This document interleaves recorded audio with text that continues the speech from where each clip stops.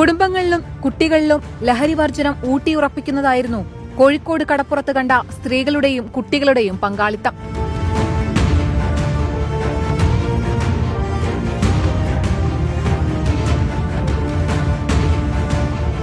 സമാപന സമ്മേളന വേദിയിലേക്ക് ഉച്ചമുതൽ സ്ത്രീകൾ ഒഴുകിയെത്തി. കനത്ത വെയിലിനെയും അവഗണിച്ചവർ കാത്തിരുന്നു. പലരും ദൂരസ്ഥലത്ത് നിന്നെത്തിയവർ.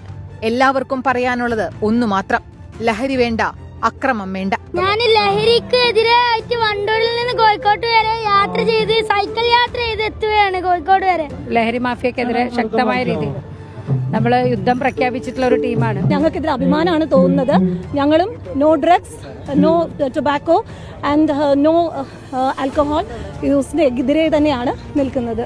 ലഹരി ഒരിക്കലും നല്ലതല്ലല്ലോ, അത്ര ഉപയോഗിക്കാതിരിക്കുക. കുടുംബങ്ങളൊക്കെ വിഷമിച്ചുകൊണ്ടേയിരിക്കുന്ന ഒരു കാലഘട്ടമാണ് കടന്നു പോകുന്നത്. അതിൽ നിന്ന് നമ്മുടെ രാജ്യത്തെ രക്ഷിച്ചെടുക്കേണ്ടത് ഒരു ഉത്തരവാദിത്തം തന്നെയാണ്. അതിനെ എല്ലാവരും സഹകരിക്കുക. എസ്കെന്റെ യാത്രയിൽ വിവിധ ജില്ലകളിൽ പങ്കാളികളായവരാണ് ഇതിൽ പലരും. പ്ലക്കാർഡുമായി കുട്ടികളും സമാപന സമ്മേളനത്തിന് കരുത്തായി എത്തി.